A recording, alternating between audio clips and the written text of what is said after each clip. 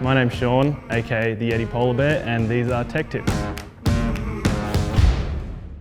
Today I'll be showing you how I personally measure and mark the contact points on my team riders' bikes so that in an event we need to pack the bikes or rebuild the bikes, or if they crash they can put it back into the right position using just a few little markings on the bike. First point, I guess we'll be looking at first point of contact, which is the grips.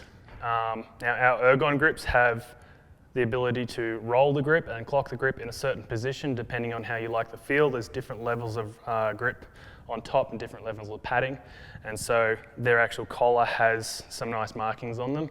And what I can do is, using our rental bars, is we have a little reference point in the middle here, which is just one of the graphics on the bar, but I use that and the reference points on the grip collar themselves to set the position.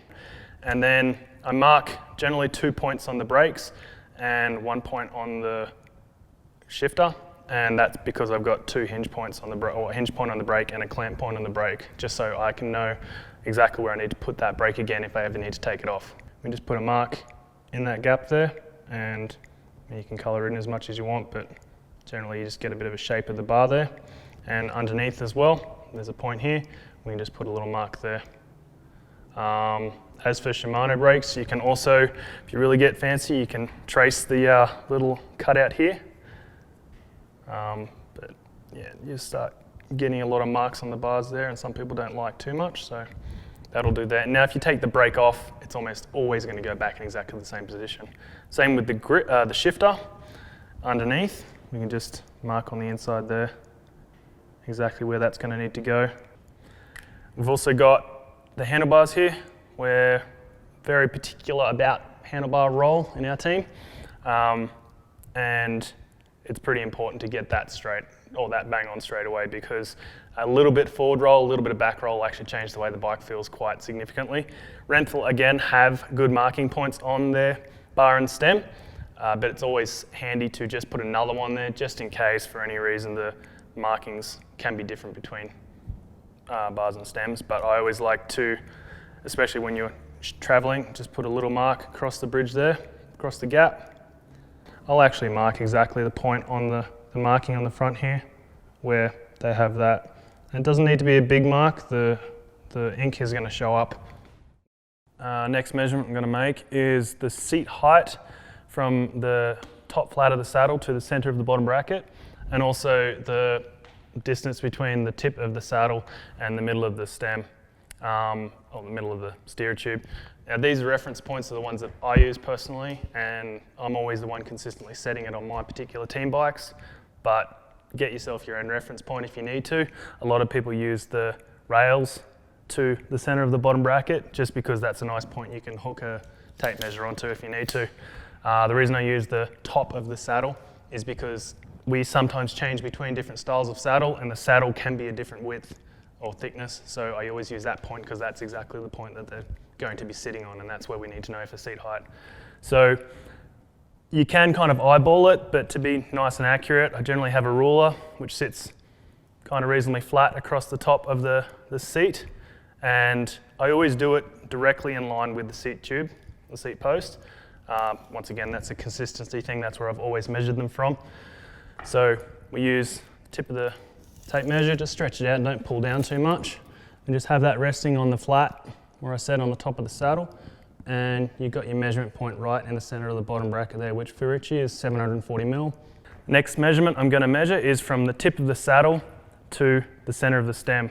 There's another pretty important measurement because people's sit bones like to be in the right place on the saddle, and once again, different saddles have different lengths, but this one I know with the particular ergon saddle we're using today, I know that this is where Richie's like to sit, so we use that one. For this one you don't really need the ruler.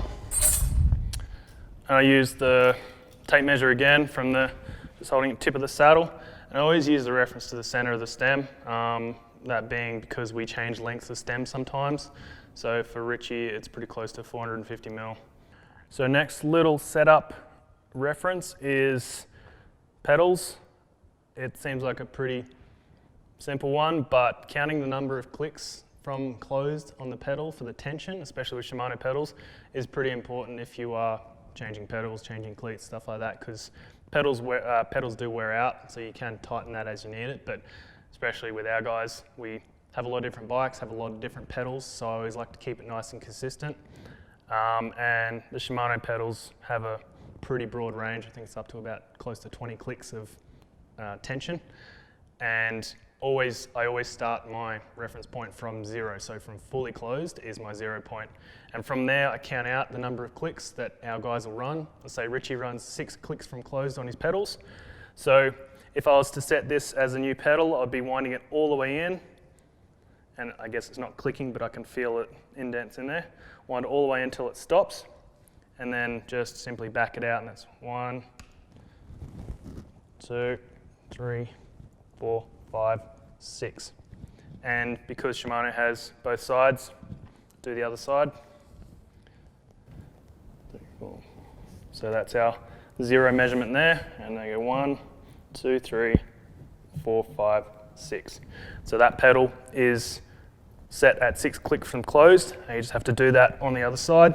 That way it'll be consistent both sides. And now if I ever have to change a pedal really quickly in a race run or something like that, I can always either set up a set of pedals for Richie specifically, or I can put a new set on and just go straight to 6 clicks from closed, and then it's done. He doesn't have to worry about it. He's not going to have trouble clipping in or clipping out, and it's going to feel just like it did before I removed or changed the pedals. Cleats do get worn out, and all cleats break, and we just don't want that. So in order for me to replace them really quickly, I will usually trace around the cleat. Let's just grab a silver Sharpie here. And it doesn't need to be perfect, but just a rough outline of the cleat in a few different spots, and you can almost always get it back in that sort of general area if you put it back into place there. You can sometimes scribe a line around it with a sharp pick or something, but just putting a few different points there. So if you were to take that cleat off, you'd see I could just slap that cleat straight back on in the same place. Add to that, the Shimano cleats have little teeth on the back which dig into the right spot. But that's how I would be marking those personally.